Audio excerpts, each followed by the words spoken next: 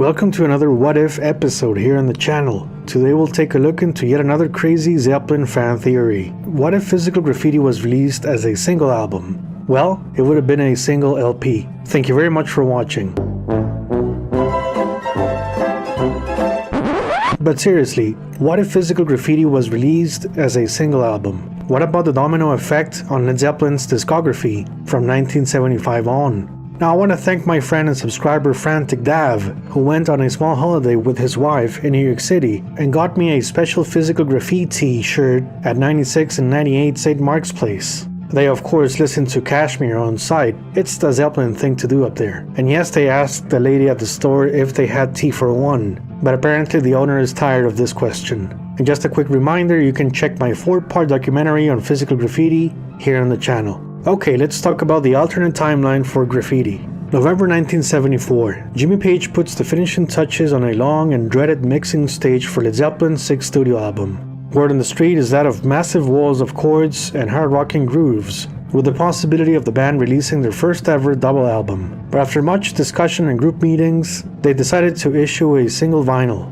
Genesis' The Lamb Lies Down on Broadway was released that same month, and some folks in the Zeppelin camp loved it, but thought it could have been trimmed down to a single vinyl release. John Bonham joked and said they left Headley Grange in shambles in early 1974, just before Genesis arrived to rehearse the new songs for The Lamb.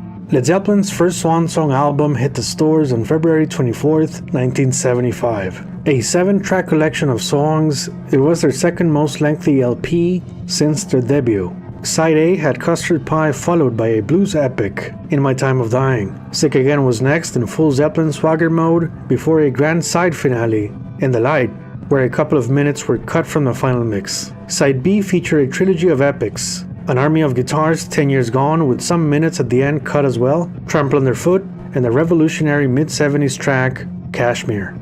So the Wonton song was left out from the album, as portions of the riff were similar to Custard Pie. The track remained in the can as well as the graffiti outtakes we know.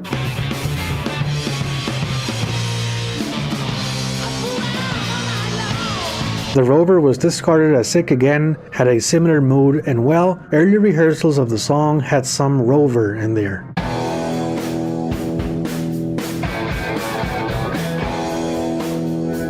Houses of the Holy felt a bit too pop rock for graffiti, but remained a strong contender with 1973 written all over. Barnador, Down By The Seaside, Boogie Woods 2, and Night Flight felt too early day Zeppelin, while Black Country Woman had potential, but it was a bit tongue-in-cheek for the 1975 release. Physical Graffiti got tremendous reviews, with critics praising the band for no filler material, but much substance, back to the consistency of their 4th album. It matched the sales figures for Houses of the Holy, while becoming something of a greatest hits record, and in coming years, the most recommended Zepp album for first-timers. There was no Jamaica nor the crunch here, but a commitment to quality over quantity. Led Zeppelin played 5 tracks from Graffiti on their 1975 North American tour. The Wonton song was performed in January, and many fans wondered if this would be on the upcoming album. It was a very demanding track for Plant to sing live. Fans were shocked to find out it wasn't on the album a month later. The band reprised 4 graffiti tracks for Earl's Court, these being the ones that translated best on stage. But some fans were disappointed they didn't do 10 Years Gone nor In the Light. Now what about the Physical Graffiti alternate universe effect? How did it change the rest of the band's catalog? Fast forward Presence, and Led Zeppelin facing a very troubled future with Robert Plant on a wheelchair. Jimmy Page made the final selection for their 7th studio album. Page attempted to finish his Swan Song Suite, you know, the acoustic demo from Graffiti, but they were working against the clock in Munich, so he decided to use an outtake. It was the Wonton song, which had Robert's raspy vocals, fitting the style of Presence. With fast-paced guitars and a menacing groove, it blended in perfect with the new sounds of late 1975. This was the track listing for Presence. Side A, Achilles' Last Stand, For Your Life, Candy Store Rock. Side B, the Wonton song, Nobody's Fault But Mine, and closing track T for One. At 41 minutes and 6 songs, it received mixed reviews, but Side B was praised for its power. Outtakes for Presence included final mixes for Royal Orleans, Hot Sun for Nowhere, and a rough demo of Jumple Jones's keyboard-led instrumental 10 Ribs. The title was a nod to 1973 when John Paul Jones broke his ribs. Fast forward 1982 and Atlantic Records' Ahmet Ertegun expected Led Zeppelin to fulfill a verbal agreement from July 1980 when they shook hands and worked out a studio deal that unfortunately was not to be after John Bonham's tragic passing at age 32. Ahmet needed one more studio album from the band. Jimmy Page was given the task to browse the archives and come up with an album's worth of unreleased studio material. Ertegun said no live recordings nor previous promo singles, such as Hey Hey What Can I Do, could be used. As we know, Hey Hey What Can I Do was released back in 1970 as the B-side to Immigrant Song. Eliminating live audience noise from concert recordings such as Royal Albert Hall 1970 was also off limits. Luckily for Page, they had 18 studio tracks to choose from, including the most recent Into the Outdoor outtakes. Jimmy did not use Swan Song nor 10 Ribs for this list, as these mixes were in rough shape. He went for the best sounding tracks. Now the Swan Song camp reached out to Ahmet Ertegun and said they could do a single album, but offered the possibility of a double vinyl release, which meant more money for all parties involved. Points and royalty rates were discussed. Coda would be a career-spanning retrospective release, allowing fans to enjoy a one-of-a-kind experience. With so many Zeppelin bootlegs on the market, nobody had access to these professionally sounding studio outtakes, and this meant they were in business. November 26, 1982. Coda was released on double vinyl. Side A was done in the style of the Physical Graffiti outtakes plus 1970s Poor Tom, which was a right fit before the organic sounds of Night Flight and Boogie Would Stew.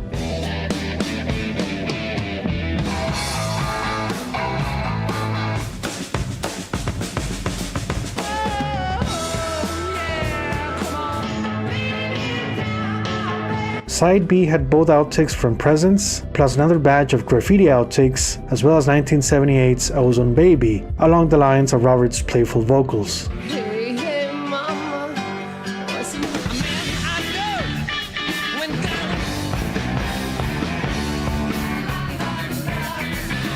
down by the seaside. Side C featured 2 acoustic numbers to cool things down before turning up the volume for proto-80s heavy metal with Walter's Walk, a riff-drenched Boogie Darlene, and a 1968 session Baby Come On Home.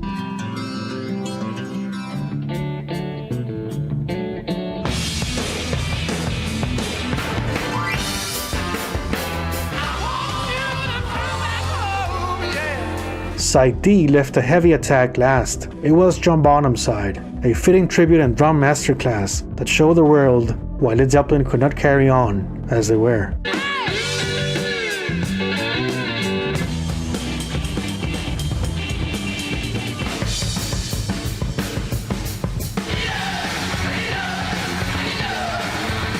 Despite being released days before Thriller, Coda slowly grew to become a very popular record in rock circles, as fans wondered why tracks like the Rover were not released back in the 70s. It became a fan favorite and a huge influence for many bands at the time. Liner note information for Coda helped the Zeppelin scholars complete the puzzle and figure out just how much stuff was left off the previous albums. Coda became a market innovator long before the Beatles anthology, with this carefully constructed collection of studio snapshots. It wasn't a perfect record with stuff like Ozone Baby and Darlene, but the general consensus was it was Led Zeppelin. Okay, so what is the second scenario for Coda? Let's say they do a single vinyl release with a slightly different track listing, trying to find balance between early and latter day highlights. This could have been a strong seller in the 80s. Robert Plant started singing Black Country Woman at his solo shows of 1988, so the possibility of this song included here is strong. Side A, We're Gonna Groove, The Rover, Houses of the Holy, Black Country Woman. Side B, Traveling Riverside Blues, Night Flight, Bonzo's Montreux, Wearing and Tearing. This of course means all the other outtakes would have to wait until the Remasters box set number 2 and a complete studio recording series to see the light of day before Coda's 2015 deluxe treatment with all the songs included on a double album release. So guys, based on the studio outtakes and alternate scenarios, I would like to know your thoughts, as well as your own alternate Physical Graffiti, Presence, and Coda track listings. Please share them on the comment section below and have fun with it. This was a short but fun episode to work on. Thank you very much for watching, and stay tuned for the next Led Zeppelin destination. Bye bye.